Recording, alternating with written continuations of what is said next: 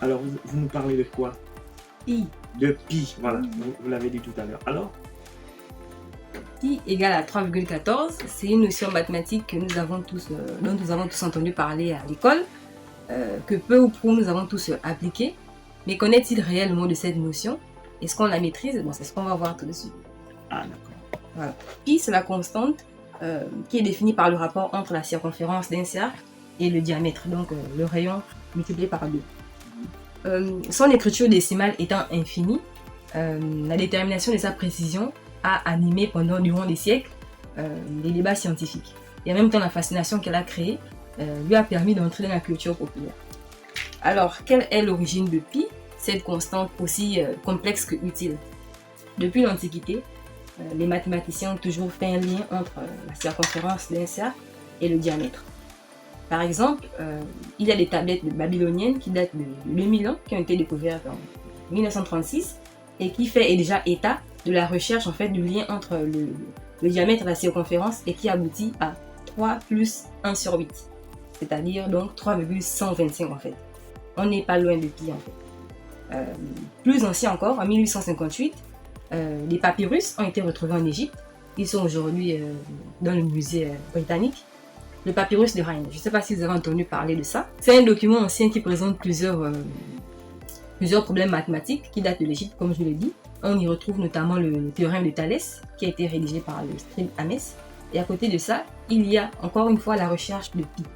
Toujours à travers le même procédé, faire le lien entre le diamètre, donc le rayon x2, et la circonférence en fait, avec une précision de 3,1416.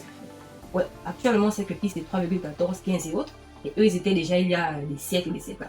3,1416 en fait. Donc, c'est plus ou moins proche.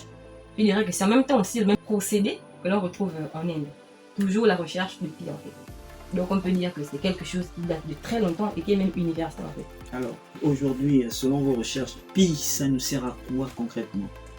Pi est une des constantes les plus importantes en physique de l'ingénierie, mais surtout en mathématiques. On retrouve pi, cette constante, dans presque toutes les formules qui font allusion aux sphères, aux boules, aux cylindres. Par exemple, on a le volume d'une boule qui est égal aux 4 tiers de pi fois le rayon au cube. En même temps, on a aussi le volume du cylindre qui est égal à pi fois sa hauteur multiplié par le rayon au carré en fait. En même temps, on retrouve aussi pi dans les nombres complexes, les suites et les séries en fait. Donc on peut dire que c'est une constante très habituelle en mathématiques et n'est pas du tout rare. Et comme je le disais, elle est rentrée dans la culture populaire. C'est-à-dire que les scientifiques se sont vraiment appropriés. Aujourd'hui, c'est comme un hobby en fait, pour déterminer toutes les décimales derrière. Donc on est né à 3, et puis il y a plus de 100 milliards de décimales derrière en fait. À l'infini. À l'infini en fait. Ça. Voilà, il y a même un poème pour réciter ça, oui. Pour réciter pi. Vous connaissez ce poème? Ah, pas du tout. En même temps, pi a aussi un anniversaire. Donc quand on prend... Un anniversaire? Oui, une date d'anniversaire. Quand on prend 3,14, il y a 3 et il y a 14. En anglais, si on veut en faire une date, ça fait March the 14. Donc quand on traduit en français, ça fait le 14 mars. Donc aujourd'hui, effectivement, c'est l'anniversaire de pi. Ah ouais, partout dans le monde. Ouais, elle est bien cette blague. Comme par hasard, c'est l'anniversaire de pi. Alors, pour les mathématiciens, évidemment, c'est aussi la journée internationale des mathématiques, comme par hasard. Hein. Voilà, et donc je vous remercie, mademoiselle Lorraine, pour votre présentation de pi.